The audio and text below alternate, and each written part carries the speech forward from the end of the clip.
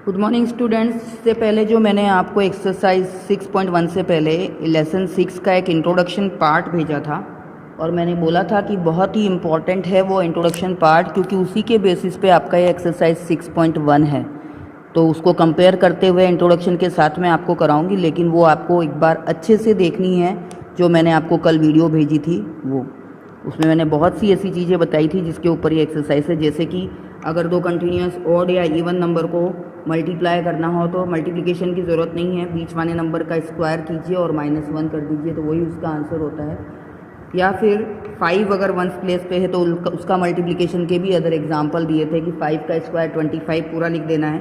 फिर जो नंबर है 4, उसका नेक्स्ट नंबर होता है 5, तो 4 5 20 लिख देना है। तो इस तरह से आप ट्रिक से मल्टीप्लाई करना सीखिए, आपके काम आएगा।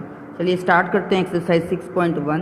एक्सरसाइज 6.1 का जो पहला क्वेश्चन है, what will be the unit digit of the squares of the following number. सबसे पहले मैंने आपको प्रॉपर्टीज़ में यही पढ़ाया था कि जब किसी भी बड़े से बड़े नंबर का स्क्वायर करते हैं तो उसके यूनिट डिजिट में क्या रिलेशन होता है। तो आइए देख लेते हैं एक बार फिर।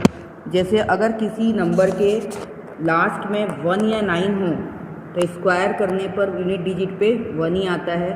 2 और 8 का 4 आता है। 3 और 7 अगर है लास्ट में तो उसका स्क्वायर करने पे 9 आता है, और 4 इस 6 का 6 आता है। 5 का 5 और 0 का 0 आता है। ये चीज़ मैंने आपको बताई थी, यहाँ टेबल इसके अंदर भी बताई थी। यहाँ देख लीजिए कि ये पेयर बनता है 1 और 9 का, स्क्वायर करने पे 1 ही आता है। फिर 2 और 8 का पेयर बनता है जिसमें स्क्वायर करने पे 4 आता है। 3 और 7 का 9 आता है, लास्ट में अगर 3 और 7 हो। यहाँ देखें, यहाँ देखें, लास्ट में 3 और 7 है तो 9 ही आ रहा है, देखिए। 4 और 6 का 6 आता है, 5 का 5 और 0 का 0 होता है, लेकिन 0 डबल हो जाते हैं। तो यही चीज़ आपसे क्वेश्चन नंबर 1 में पूछी है कि अगर हम इन नंबर्स का स्क्वायर करें तो what will be the unit digit. Unit digit क्या होगा। तो हमको पता है कि जब लास्ट में 1 हो तो 1 का 1 ही आता है, 9 हो तो भी 1 आता है, 4 हो तो किस किस का आता है, 4 और 6 का 6 ही आता है, तो ये 6 लिखेंगे। 2 और 8 अगर लास्ट में है तो 4 आता है, 6 है तो 6 ही आता है, क्योंकि 4 और 6 का पेयर बनता है, उसका 6 आता है। 2 का 8 के साथ पेयर बनता था और उसका 4 आता था। 3 और 7 का सेम आता है, 9 आता है। 3 अगर लास्ट में है तो भी 9 आएगा, और 7 लास्ट में है तो भी। यूनिट डिजिट पे स्क्वायर करने पे, स्क्वायर यानी जैसे 2 का स्क्वायर 4, उस तरह से बताना है। अगर 0 है तो 0 ही आता है, खाली नंबर 0 डबल हो जाते हैं, और 5 है तो 5 ही आता है। तो यही आपको लिखना था। आपको 1 और 9 का 1 लिखना था, 4 और 6 का 6 लिखना था। 2 और 8 का स्क्वायर करने पे 4 आता है, और 3 और 7 का 9 आता है, क्योंकि 7 7 जा 49, तो यूनिट डिजिट क्या हुआ 9। 3 3 जा 9 तो 9 हुआ। 2 का स्क्वायर 4 तो यूनिट डिजिट पे 4 आएगा। 6 का स्क्वायर 36 यानी इस यूनिट डिजिट पे 6 आएगा। तो आप अगर वो पेयर याद रख लेते हैं कि 1 और 9 का 1, 2 एंड 8 का 4, 3 एंड 7 का 9, और 6 एंड 4 का 6, 5 का 5, 0 का 0, तो आप आराम से ये क्वेश्चन कर सकते हैं। नेक्स्ट है, the following numbers are obviously not perfect square. उसका रीज़न देना है। तो ये भी मैंने आपको प्रॉपर्टीज़ में बताया था। देखिए, कंपेयर कीजिए कि अगर किसी नंबर के एंड में 2 3 7 8 ये 4 नंबर में से कोई भी नंबर हुआ तो वो परफेक्ट स्क्वायर नहीं होगा। और दूसरा ये बताया था कि अगर कोई परफेक्ट स्क्वायर है तो 0 ऑड टाइम्स नहीं होंगे, क्योंकि 0 का स्क्वायर लास्ट में कर रहे हैं तो 2 बार 0 आना चाहिए। अगर 2 0 है तो 4 बार आना चाहिए, तो 3 बार, 1 बार, 5 बार इस तरह से 0 स्क्वायर करने पे नहीं आएंगे। तो ये 5 चीज़ें ध्यान रखनी थी। जिस भी नंबर में लास्ट में 2 3 7 8 या ऑड टाइम्स 0 होता है वो परफेक्ट स्क्वायर नहीं होता है, क्योंकि यहाँ पे सारे परफेक्ट स्क्वायर देख लीजिए, इनमें कहीं भी यूनिट डिजिट पे 2 3 7 8 नहीं आ रहा है। इसी बेसिस पे वो क्वेश्चन है, इसलिए मैंने बोला कि इंट्रोडक्शन पार्ट पे ध्यान दीजिएगा। तो अब यहाँ पे 7 आ रहा है लास्ट में, तो हमको पता है 2 3 7 8 हो तो वो परफेक्ट स्क्वायर नहीं होता है। तो ये 7 8 यूनिट प्लेस है, इसलिए ये परफेक्ट स्क्वायर नहीं है। इसमें 3 8 यूनिट प्लेस है, ये 3, इसलिए परफेक्ट स्क्वायर नहीं है। ये 8 है, ये 2 है, तो यानी 2 3 7 8 कुछ भी आएगा यूनिट प्लेस पे तो वो परफेक्ट स्क्वायर नहीं होता है। उन्होंने बोला परफेक्ट स्क्वायर नहीं है तो उसका रीज़न बताना है, तो हम रीज़न बता रहे हैं। फिर इस क्वेश्चन में 3 बार 0 आया है, तो मैंने बताया है कि 0 3 टाइम्स है, ऑड टाइम्स है, तो ऑड टाइम्स में अगर 0 हो तो वो परफेक्ट स्क्वायर नहीं होता है। फिर वापस यहाँ पे 2 आ रहा है, तो 2 है तो परफेक्ट स्क्वायर नहीं होगा। और ऐसे ही इन दोनों क्वेश्चन में ऑड टाइम्स, यानी यहाँ पर 3 बार आ रहा है, 4 बार, 2 बार, 6 बार ऐसे होगा तभी वो परफेक्ट स्क्वायर होगा। 3 बार वाला नहीं होगा और 1 टाइम्स वाला भी नहीं होगा। तो ये क्वेश्चन भी उसी प्रॉपर्टी के ऊपर था। थर्ड क्वेश्चन है squares of which of the following would be odd numbers. अब ऑड और इवन किससे डिसाइड होता है? यूनिट प्लेस से डिसाइड होता है। अगर यूनिट प्लेस पे यानी लास्ट डिजिट 0, 2, 4, 6, 8 है तो वो इवन नंबर होता है, और अगर 1, 3, 5, 7, 9 है तो वो ऑड नंबर होता है। तो अब हमको पता है कि अगर लास्ट में 1 आता है तो इसका यूनिट प्लेस पे 1 ही आएगा स्क्वायर करने पे, क्योंकि स्क्वायर बोला है। अगर हम इस नंबर का 431 का स्क्वायर करेंगे तो यूनिट पूरा मल्टीप्लाई करके देखने की ज़रूरत नहीं है, हमको ट्रिक पता है कि 1 का स्क्वायर करने पे यूनिट प्लेस पे 1 ही आता है। तो 1 क्या होगा? ऑड नंबर होगा। लास्ट में 1 आएगा मल्टीप्लाई करने पे, यानी ये ऑड नंबर हुआ। नेक्स्ट क्वेश्चन में 6 है। अब 6 का स्क्वायर करते हैं, जब यूनिट प्लेस पे 6 हो तो स्क्वायर करने पे एंड में 6 ही आता है। तो 6 इवन नंबर होता है, तो ये पूरा जब स्क्वायर करेंगे तो ये एक इवन नंबर होगा।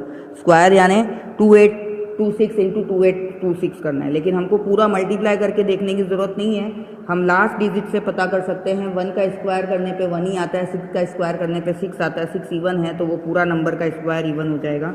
अब यहाँ पे 9 का स्क्वायर करने पे हमको पता है कि 1 आएगा लास्ट में, तो वो ऑड नंबर हो जाएगा अगर किसी नंबर के लास्ट में 1 आ रहा है तो।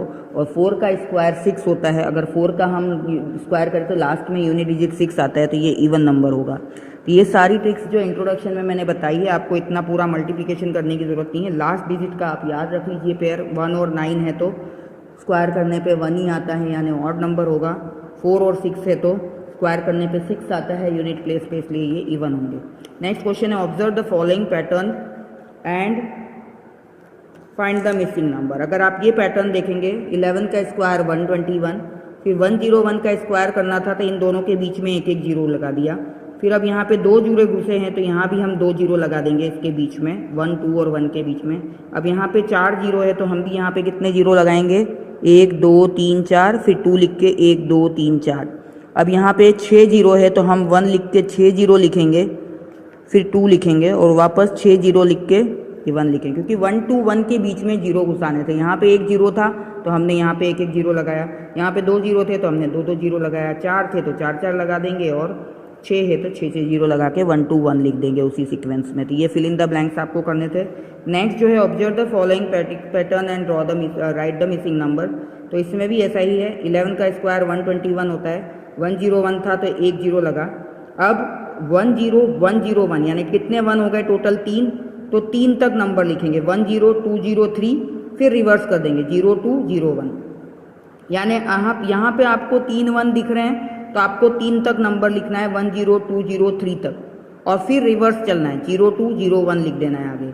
अब यहाँ पे 1 2 3 4 1 दिख रहे हैं, 4 टाइम 1 है, यानी आपको 4 तक लिखना है, 1 0 2 0 3 0 4। अब रिवर्स चलना है, 0 3 0 2 0 1।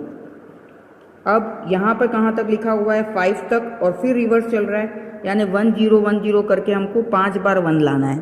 5 तक लिखा हुआ है यहाँ पे, यानी हमको कहाँ तक लाना है? 5 बार। ये 2 हो गए, ये 3 हो गया, ये 4 हो गया और ये 5। तो इस तरह से पैटर्न आपको समझना है और फिर लिखना है। Using the given pattern find the missing values. ये मिसिंग वैल्यूज आपको बतानी है। तो इसमें पहले तो आप रिलेशन देखिए कि इसका आपस में रिलेशन क्या है। 1 + 2, 1 का स्क्वायर प्लस 2 का स्क्वायर। अब यहाँ पे क्या रिलेशन है और यहाँ पे क्या रिलेशन है? यहाँ पे ये रिलेशन है कि 1 और 2 को मल्टीप्लाई किया तो 2 1 जा 2 आता है, उसी का स्क्वायर किया है, और इक्वल के बाद में इसी के नेक्स्ट नंबर का स्क्वायर किया है। यानी इन दोनों को मल्टीप्लाई करके यहाँ उसका स्क्वायर का यहाँ लिखना है और इसका नेक्स्ट नंबर यहाँ लिखना है।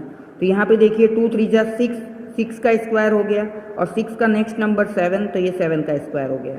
अब 3 4 जा 12, तो ये 12 का स्क्वायर हो गया, 12 का नेक्स्ट नंबर 13, तो 13 का स्क्वायर लिखा है। ऐसे यहाँ पे क्या आएगा? 4 5 जा 20, तो ये 20 का स्क्वायर हो जाएगा, और उसका नेक्स्ट नंबर 21 ऑलरेडी दिया हुआ है।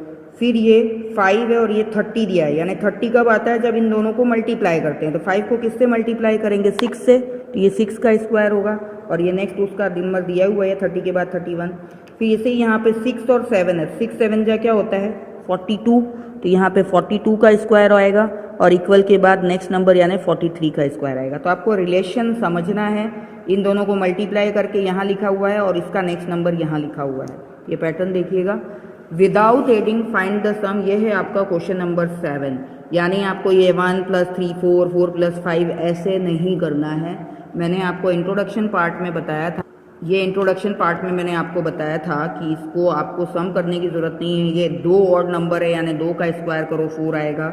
ये टोटल कितने नंबर है, 6 ऑड नंबर है, यानी 6 का स्क्वायर यानी इसका सम 36 आएगा। तो उसी बेसिस पे ये क्वेश्चन कि विदाउट एडिंग फाइंड द सम, यानी इन नंबर्स को आप ऐड नहीं करेंगे। यहाँ पे कितने ऑड नंबर हैं, 1 2 3 4 5, यानी 5 का स्क्वायर क्या होता है 25, तो इसका सम करेंगे तो 25 आएगा। यहाँ पे कितने ऑड नंबर है 1 2 3 4 5 6 7 8 9 10 है, यानी 10 का स्क्वायर करेंगे तो यहाँ पे क्या आएगा, इसका सम क्या आएगा 100। तो इसका आंसर हुआ 100, यानी सम पिए बिना हम इसका सम निकाल रहे हैं स्क्वायर मेथड से। अब यहाँ कितने नंबर है 1 2 3 4 5 6 7 8 9 10 11 12 नंबर हैं, यानी 12 का स्क्वायर क्या आता है 144, यानी इसका अगर हम सम करें तो क्या आएगा 144। तो ये ट्रिक है जो मैंने आपको बताई थी कि ऑड नंबर्स का सम करने की ट्रिक है। फिर नेक्स्ट क्वेश्चन नंबर 8 है, express 49 as the sum of 7 odd numbers, यानी इस तरह से आपको एक्सप्रेस करना है। तो अब हमको पता है कि 49 जो होता है उल्टा चलेंगे, हमको 49 दिया हुआ है यहाँ पे, तो 49 किसका स्क्वायर होता है 7 का, यानी हम 7 ऑड नंबर्स का प्लस करके लिख देंगे, क्योंकि 49 को यहाँ पे क्या बोला गया है कि sum of 7 odd numbers, 7 odd numbers यानी ये 7 का स्क्वायर होगा डेफिनेटली इस हिसाब से अगर हम उल्टा चलेंगे तो हमको यहाँ पे 7 ऑड नंबर्स का प्लस करके बता देना है। 1 + 3 + 5 + 7 + 9 + 11 + 13 ऑड नंबर्स। अब ऐसे ही 121 को दिया है कि sum of 11 odd number, 11 odd numbers यानी ये किसका स्क्वायर हुआ 11 का, तो हमको 11 टाइम्स लिख देना है, 11 ऑड नंबर्स को लिख देना है। 11 टाइम्स नहीं, टोटल 11 हो, तो 1 2 3 4 5 6 7 8 9 10 11, तो 21 आएगा। 1 3 5 7 9 11 13 15 17 19 और 21, ये 11 ऑड नंबर्स हो गए।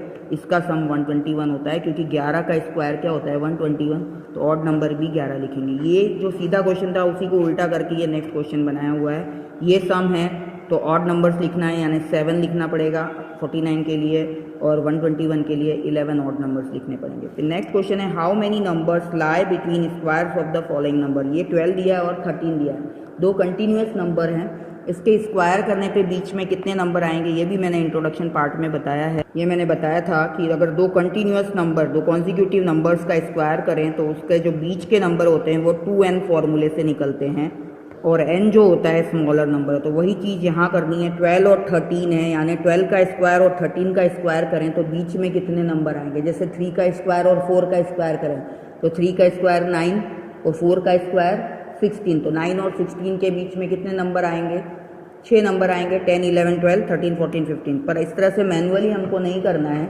हमको क्या करना है, मैंने फॉर्मूला बताया था आपको, 12 और 13 का स्क्वायर करना है तो स्मॉलर नंबर n होता है, तो 12 का स्क्वायर एंड 13 का स्क्वायर जब करेंगे तो फॉर्मूला 2n, यानी 2 इंटू n कितना है 12, तो 24 नंबर्स आएंगे बीच में इन दोनों का स्क्वायर करने पे 144, और इसका आंसर आता है 169। तो 144 और 169 के बीच में टोटल 24 नंबर्स होंगे।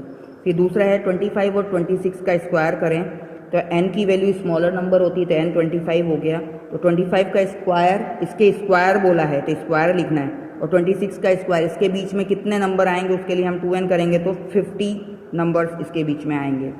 इस क्वेश्चन में कुछ नहीं करना है, आपको 2n फॉर्मूला याद रखना है, दो कंटिन्यूस स्क्वायर नंबर्स के बीच के नंबर पता करने के लिए कि कितने होंगे। अब 99 और 100 है, यानी n इसका 99 होगा। अब इन दोनों का स्क्वायर अगर करें 99 का स्क्वायर और 100 का स्क्वायर, तो 2n के हिसाब से 2 इंटू 99 यानी 198 नंबर्स आएंगे इन दोनों के स्क्वायर्स के बीच में। तो आपको ये ध्यान रखना है कि इंट्रोडक्शन पार्ट इसमें इंपॉर्टेंट है, जो कल वीडियो मैंने भेजी थी। अगर ना समझ में आए तो एक बार उसको देखिए, फिर इस एक्सरसाइज को कंपेयर करके करिए। इसके छोटे छोटे पॉइंट्स हैं जो आपको याद रखने हैं, और ये काम आपको नोटबुक में कंप्लीट करना है। Thank you.